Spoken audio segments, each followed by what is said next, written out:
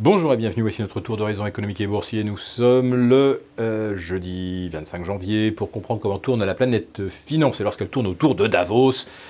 C'est sur la bourse au quotidien et nulle part ailleurs. Et l'épisode du jour s'intitulera « Les 1% se sentent désespérément seuls ». Ouais, ce cri de désespoir, eh bien, il émane de Larry Fink. Larry Fink, oui, c'est le président de BlackRock. Vous savez, BlackRock, cet organisme qui gère l'équivalent de 6 000 milliards de dollars. Bon, 10 fois, par exemple, le PIB de la Suisse. Premier émetteur au monde d'ETF, premier gérant planétaire d'actions. Bon, peut-être derrière, d'ailleurs, la Banque nationale suisse. Larry Fink déplore que le triplement, en fait c'est 3 fois 5, le triplement de valeur du Dow Jones, le quintuplement du Nasdaq depuis ses planchers de mars 2009, se soit fait finalement avec une minorité de participants, les 10% les plus riches. Non, en fait, c'est bien les 1% les plus riches. Alors, les 10% des plus riches, c'est vrai, détiennent environ 85% des actions. Mais en fait, les 1% les plus riches détiennent 75% des actions. Quant aux 90% les moins favorisés, eh bien, ils se partagent piteusement les 15% restants. Et M. Larry Fink aurait voulu que, justement, ces 90% participent à cet enrichissement général grâce à la bourse. Peut-être que quelqu'un pourrait expliquer à M. Larry Fink que d'abord, pour investir en bourse, il faut avoir de l'argent, il faut avoir de l'épargne. Alors, M. Fink précise qu'en Europe, il y a beaucoup d'épargne, en Allemagne, en France, en Italie. Enfin bon, là aussi, l'épargne est majoritairement concentrée entre les mains des 90%, des 10%, et que c'est en fait ces 10% qui détiennent 90% des actifs cotés. Puis surtout, M. Larry Fink devrait, on va dire, rouvrir un petit peu ses livres d'histoire. Chaque fois que les épargnants sont venus vers la bourse, c'est parce que ils y ont été encouragés par le sentiment ou le constat que les conditions économiques s'amélioraient. Ah, M. Fink nous dit, mais on n'a jamais été aussi bien depuis une décennie, avec une croissance mondiale à 3,9, en plus de ça, les coordonnées, patati patata. Bah oui, mais ça c'est une moyenne, c'est 3,9 à l'échelle mondiale. Ça comprend la Chine, l'Indonésie, l'Inde.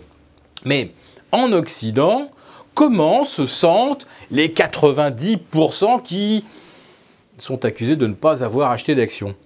Ont-ils constaté la moindre amélioration de leur sort? Est-ce que leur pouvoir d'achat a augmenté? Est-ce que leur pouvoir d'épargne a augmenté? Ben non, les 90% s'appauvrissent, tandis que les 1% ont capté 82% de la richesse additionnelle l'an dernier.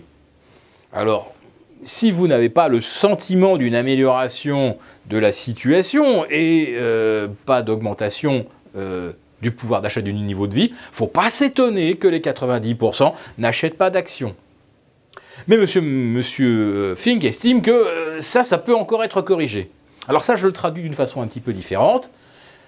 Chers amis qui appartenaient aux 90% les moins riches, allez, on va dire même les 99% les moins riches de la planète, il faut maintenant il faut acheter des actions parce que les très très riches, eux, ils veulent vendre. Oui, on se rend compte maintenant, et les déclarations en ce sens se multiplient, on se rend compte que les marchés sont trop complaisants, que les multiples n'ont plus aucun sens.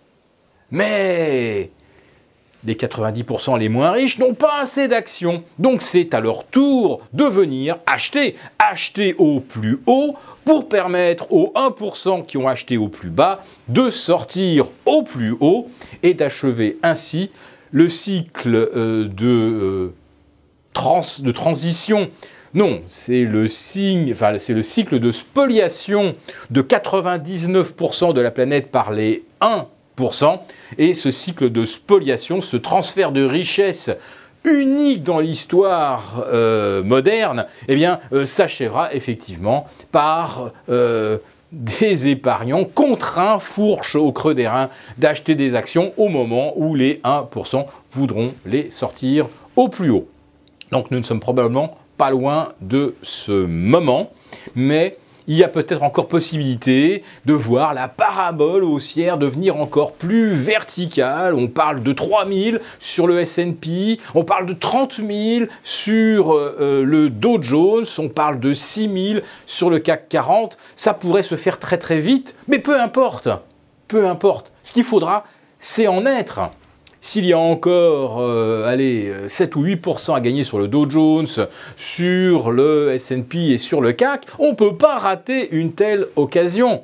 Alors certes, les cours ont été déjà multipliés par 3 ou 4 ou 5, mais franchement, si vous ratez ce dernier segment, vous aurez l'air effectivement bien bêta, comme disait Ray Dalio. Alors on termine quand même par cet avertissement de Christine Lagarde.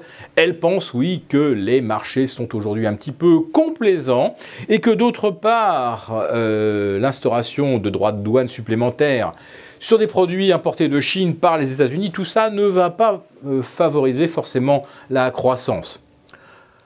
Alors, Monsieur Mnuchin, le secrétaire d'État américain au Trésor, en a remis une couche ce matin sur le dollar, expliquant qu'un dollar faible, oui, c'est un avantage commercial pour les États-Unis.